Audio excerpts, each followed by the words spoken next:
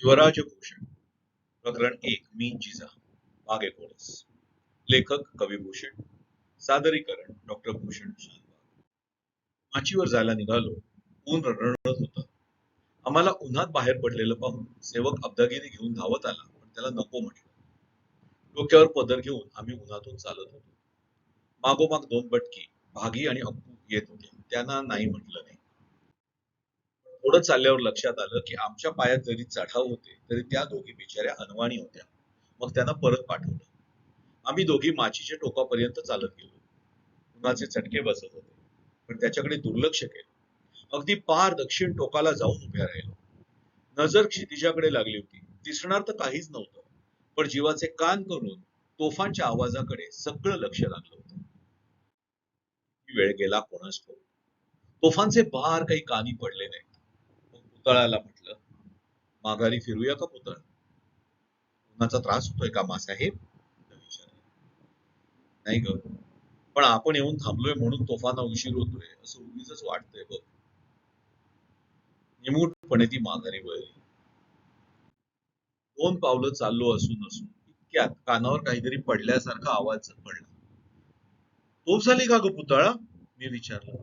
मलाही असं वाटलं मासाहेब, पुतळा म्हणाली.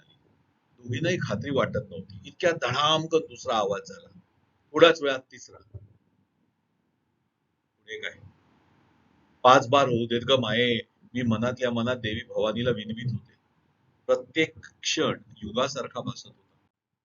इतक्या धाडकन चौथा आवाज आसमंतात घुमला आणि तिथेच गुडघ्यांवर बसून मी देवीला धन्यवाद द्यायला लागले. मागोमाग 5वा आवाज आकाशात घुमला. खान पुरा झाला होता. राजांनी भोसल्यांच्या हाडवैऱ्याला साफ केलं होतं. शंभूला दगाबाजी केल्याचा सूड आज घेतला गेला होता.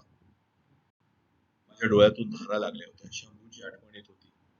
त्याच वेळी मनात एक अगम्य समाधान होतं. कशी बशी मी उभी राहिले. पाहते तो मोरोपंत माचीवर आले होते.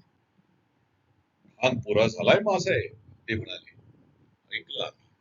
साखरा वाटा गडावर. इतकं सांगून मी पुतळासह माघारी जायला वळले.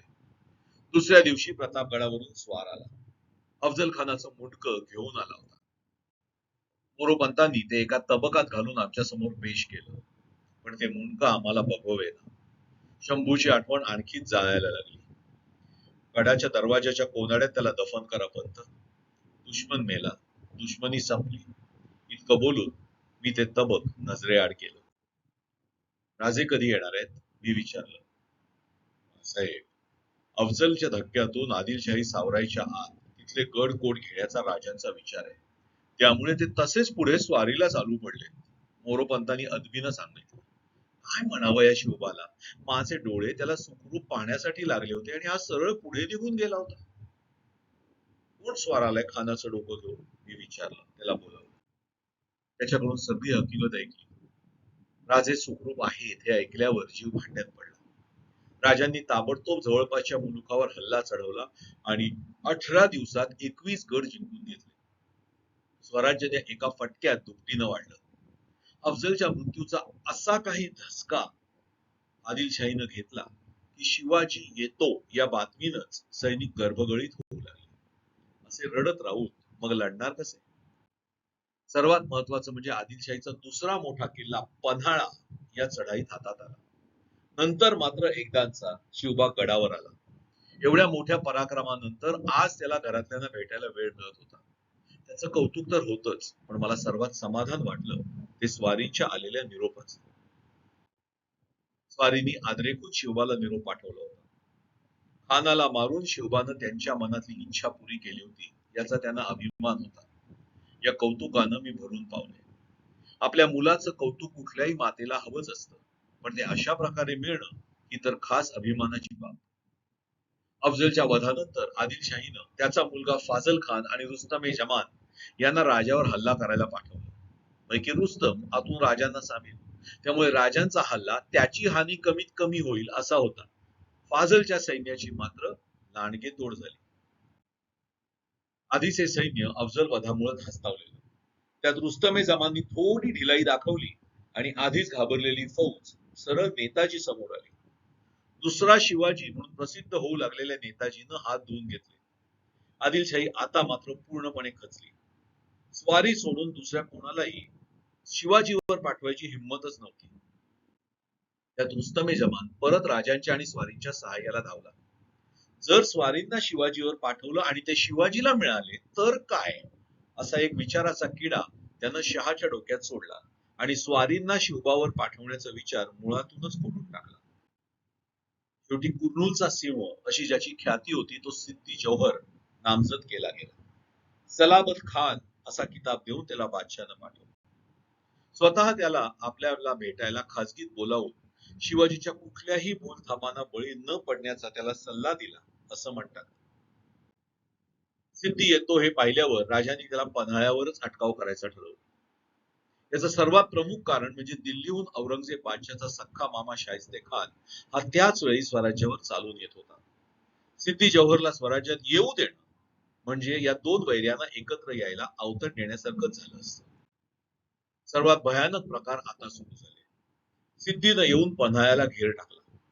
राजांची अपेक्षा होती की कुठेतरी वेढा कच्चा राहील, तिथून आपण निसटून जाऊ. मग वेढा लढवीत बसलेल्या जौहरला सतावता येईल. पण राजांचा हा अंदाज मात्र चुकला. सिद्धीचा वेढा इतका बळकट होता की निसटायला वावच नव्हता. कुठेही वेढ्यात ढिलाई होऊ नये म्हणून तो स्वतः रोज एकदा तरी सर्व वेढा फिरतो असं खबरगिरांकडून कळलं. नेताजी खाली आदिलशाहीत होते. बाहेरून वेढा फोडायचा तर ते हवेत. त्यांना तसा निरोपही दिला, पण का कुणास ठाऊक त्यांना यायला वेळ लागतो असं दिसायला लागलं. शेवटी माझाही नाईलाज झाला. होती नव्हती तेवढी फौज घेऊन आम्ही स्वतः सिद्धीच्या वेड्याचा मोड करायला जायचं ठरवलं. सर्वांनाच या आज्ञेचं आश्चर्य वाटलं, पण करणार काय. तो शाहिस्ते खान पुण्यात येऊन दाखल झाला होता. त्याच्या अत्याचारांच्या रोज नव्या कहाण्या ऐकाव्या लागत होत्या. आमच्या पुण्यातल्या वाड्याचा त्यानं ताबा घेतला होता. जिथं पुराण कीर्तन ऐकली तिथे तवायफा नाचू लागल्या होत्या. जिथे नैवेद्य शिजले तिथे गोमांस शिजू लागलं होतं. प्रजेची तर धूळधाण उडाली होती. जर लगेचच शिवबा पन्हाळ्यावरून निघाला नाही तर हे सगळं कुठवर जाईल याचा अंदाजही करता येत नव्हता. पावसाळा जवळ आलेला. आत्ताच्या घडीला शाहिस्ते खानाच्या फौजा चाकणला वेढा घालायच्या तयारीत होत्या.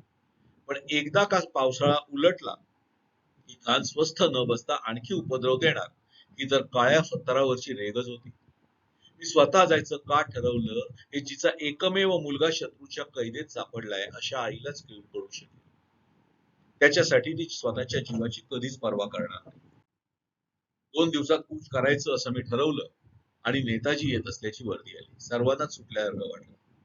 आता मी गेले असते तरी वेढ्याचा उपराळा करता आला असता, पण इतरांना मात्र हे पटलं नव्हतं.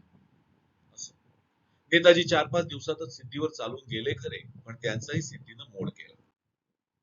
पाऊस चालू झाल्यावर सुद्धा वेढ्याचा पीळ काही कमी पडत नव्हता. शेवटी शिवबानं त्याचं नेहमीचं हत्यार उचललं. आपण शरण यायला तयार आहोत असा खलिता सिद्धीला पाठवून दिला. शरण यायच्या आदल्या रात्री 600 धारकऱ्यांना बरोबर घेऊन शिवबा वेढ्यातून निसटला खरा, पण जवळचा किल्ला विशाळगड 20 कोस दूर होता. शिवबाला पालखीत घेऊन कसे हे वीर इतके धावले त्यांचं त्यांना ठाऊक. जाताना पाठलाग होतोय असं पाहून शिवा न्हावी शिवाजी म्हणून या फौजे पुढे आला. तो पकडला गेल्यामुळे उरलेल्या फौजेला दूर जायला उसंत मिळाली. नंतर घोडखिंडीत बाजी प्रभूंनी आपल्या बांदल फौजेनिशी रस्त्याची राखण केली आणि राजे सुखरूप विशाळगडावर पोहोचले. पण या प्रयत्नात जवळजवळ 300-350 धारकरी कामास आले. बाजी आणि फुलाजी पण कामी आले. पण या सर्वांची शहामत अशी की या सर्वांनी निदान तिप्पट मोठ्या फौजेला राजे सुखरूप विशाळगडी पोहोचेपर्यंत रोखून धरलं. या आणि अशा अनेक वीरांच्या जीवावर स्वराज्य उभं होतं. आज जेव्हा मी लोकांना शिवबाचा जय जयकार करताना ऐकते तेव्हा हे सारे वीर माझ्या नजरेसमोर असतात. यांच्या बलिदानावरच स्वराज्य उभं आहे हे मी तरी विसरू शकत नाही. लोकांना मंदिर दिसतं, मंदिराचा कळस दिसतो, पण पायातले असे दगड दिसत नाहीत ज्यांच्यावर ते मंदिर उभं असतं. आज जाणवतं शिवा, बाजी, फुलाजी अशा अनेकांनी आपले प्राण वाहिले तेव्हा स्वराज्य उभं राहिलं. यातला एक जण जरी त्यावेळी मागं हटला असता तर काय झालं असतं. राजे सुरक्षित राहिले असते का. स्वराज्य उभं राहिलं असतं का. या वीराच्या रक्तानं शिंपल्याशिवाय स्वराज्याचं रोपटं तरारून येत नसतं. त्यांच्या निष्ठेच्या खतावरच ते जगत वाढत असतं. ही गोष्ट इथेच पुरे